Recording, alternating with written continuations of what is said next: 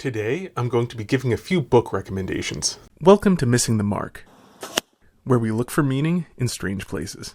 I'm Christopher. So, this should be just a quick video. I just want to mention a few books that I recommend because they're interesting. The first is The Mystery of the Magi by Father Dwight Longenecker. I actually interviewed him a while ago. The audio from that was not very good. My audio, his audio is fine, fortunately. But anyway, it's a really interesting book because what he does is he asks the question, who historically speaking were the Magi who showed up sometime after the birth of Jesus, bearing gifts? And it's a really, and so he delves into the history of it and looks at who, where would they have actually come from? He looks at the origin of the word magi, magos in the Greek, magoi would be the plural, and he looks at the surrounding cultures and traces the history and draws conclusions about who would it have made sense for them to have been. And it's a really interesting book, and I highly recommend it. So, there's that one. Another one I recommend, by Brant, Pitre, Jesus and the Jewish Roots of Mary. And I'm kind of getting to the point where I'll read almost anything by Brant, Pitre. His books tend to be quite good. Again, it's a very interesting book, and talking about, and he brings about, again, this is largely history, about the historical context in which you would actually, to understand Mary, the historical context that would have been understood, at the time in the Gospels and so on, to help it make sense. And there's a really interesting, just to give you a taste of it, there's a really interesting argument he brings forth, suggesting that Mary was from a sect that essentially swore to perpetual virginity. And he points out that her response to the angel Gabriel, of where she says, how can this be? For I have no knowledge of man, or various kinds of translations, doesn't really make any sense for a woman who is engaged to be married, because to be told in the future tense, you will conceive a child. Well, what could be more natural for a young woman who is literally engaged to be married? You would, in the normal course of things, expect this to happen in the near future. So that shouldn't be mysterious. That should be, obvious. And yet it was mysterious. And that's kind of interesting. So, and highly suggestive. So, he actually develops the argument. I'm just giving you a slight taste of it. So don't take that as me presenting the argument. As I said, I'm just giving you a taste. Again, recommend that book. On a different vein, of historical interest, is Sigmund Freud, 5 Lectures on Psychoanalysis. I got interested in trying to understand, why did anyone ever take psychoanalysis seriously? Or Freud, more specifically. And so a friend of mine recommended this book. It's a transcription, essentially, of 5 lectures that Freud gave on 5 consecutive days in I can't remember the name of the college in Massachusetts, in 1908, I think it was. Roughly that time period. And so he sort of goes through and explains, and it's really interesting because he talks about how he worked with Dr. Breuer, and how they were treating primarily hysteria, which hysteria it was basically any idiopathic symptomatic condition in a female. My understanding, historically speaking, melancholy was the same thing, but in a male. But so idiopathic meaning you can't, there's no physical cause for the symptoms. It had to be something where they're bad symptoms. There was one where, the patient in question, she couldn't drink water for weeks on end and subsisted only, she could eat very, melon, which has a lot, very, very high water content, but she couldn't drink water from a glass, for many weeks. And she had various other things, they were serious conditions. So this was something where, if a woman was having these sorts of problems, she would consult a doctor. The doctor would be like, I can't find anything wrong with you. And, shrug his shoulders. And then they would come to somebody like Breuer or Freud. Anyway, and so Breuer used hypnosis and in that thing uncovered the repressed memory that the girl had seen a dog drinking from a glass of water, but didn't say anything because she didn't want to give offense to the person who owned the dog. And then this created in her this tremendous revulsion. But having uncovered this, she then dealt with it, as a thought or memory or something, and then was able to drink water ever after. And then, it progressed and so on. So Again, I'm not trying to develop it or anything, just to give you a sense of it. It's really interesting. And also another thing that's really fascinating is that it turns out that when Freud thinks that everything is related to sex, he defines sexual in this incredibly broad way that basically means of or pertaining to sensory experience with the body. So, he talks about how,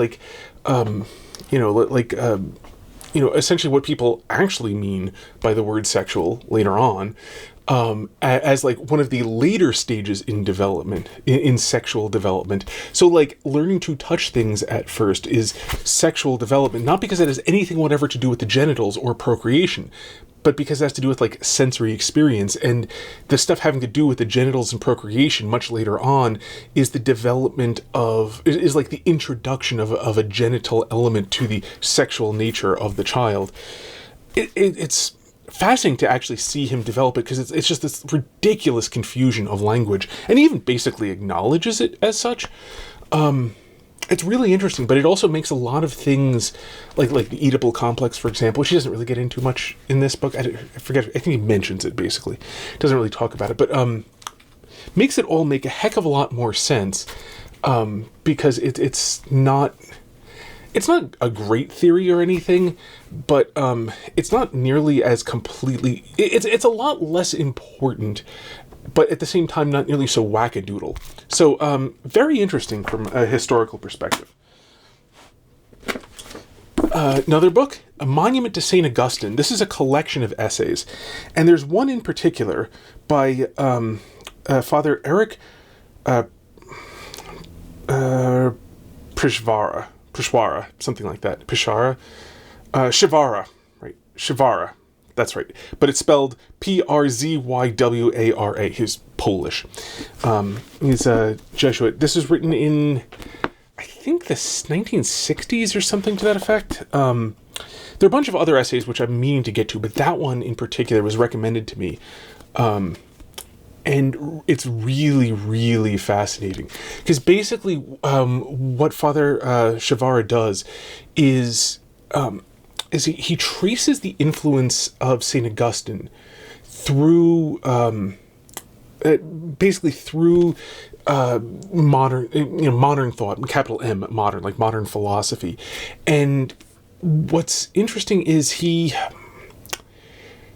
without going too much, much of modern philosophy is defined by Martin Luther's desire for radical certainty, and you can see this, like to some degree, modern philosophy starts with Descartes in not Meditations First Philosophy, the other one, Discourse on Method came first. In Discourse on Method, where he introduces this sort of doubt and say, can we have radical certainty about things like the sky existing, and there actually being air and really having a body, and there truly being a ground, and people who live next door and whatnot. That's to say, can we actually trust our sensory experience at all? He introduced this kind of doubt and wants radical certainty. That was the project of Discourse on Method, and which is the same basic problem that Martin Luther had of wanting radical certainty of being saved. And there's, you can kind of trace the influence. But anyway, what Father Przywara does is look at how various people essentially take one part or another of St. Augustine. That St. Augustine had, recognized various problems, but had a synthesis that enabled you to reconcile these things to each other. And what various people do is they tend to go with either one part or another, but not the synthesis that St. Augustine has. Now, to some degree, it's because St. Augustine reconciles these things with faith in God.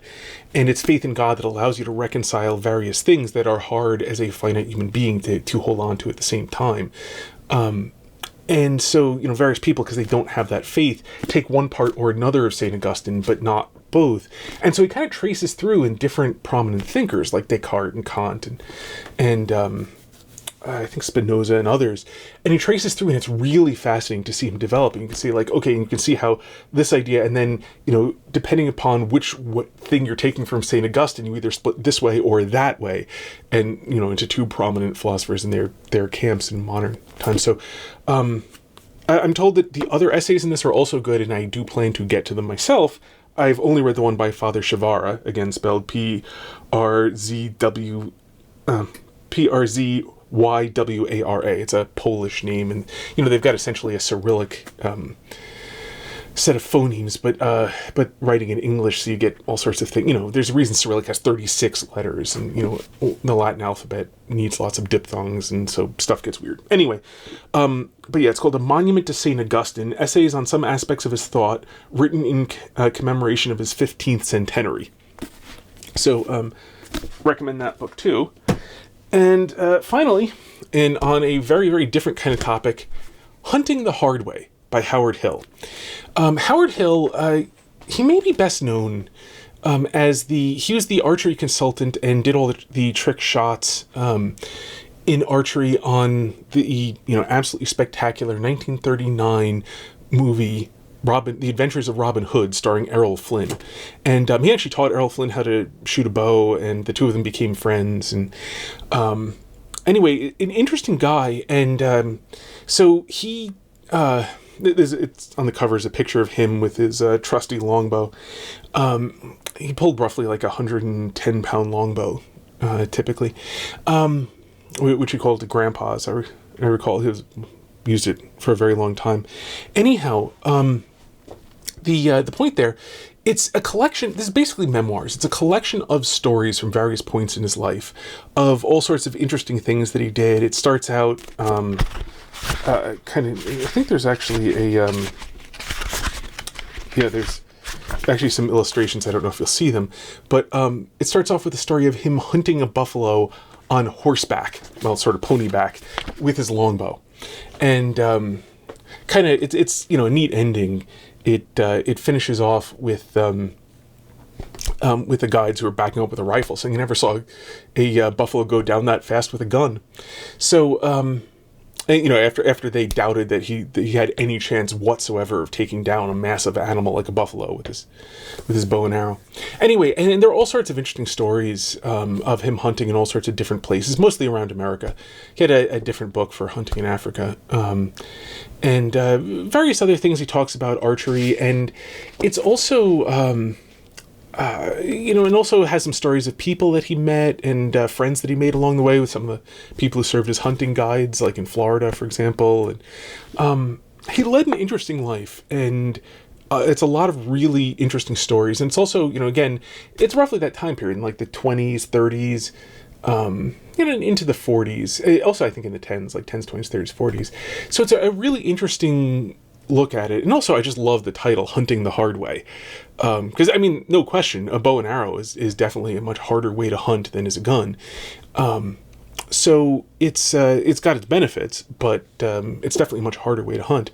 And so I love the title too. And so again, very, very different from the others, different kind of thing. Just really interesting and worth it, and I recommend it. So until next time, may you hit everything you aim at. If you like this video, then clicking the like button, according to YouTube, will make them more likely to recommend it to others.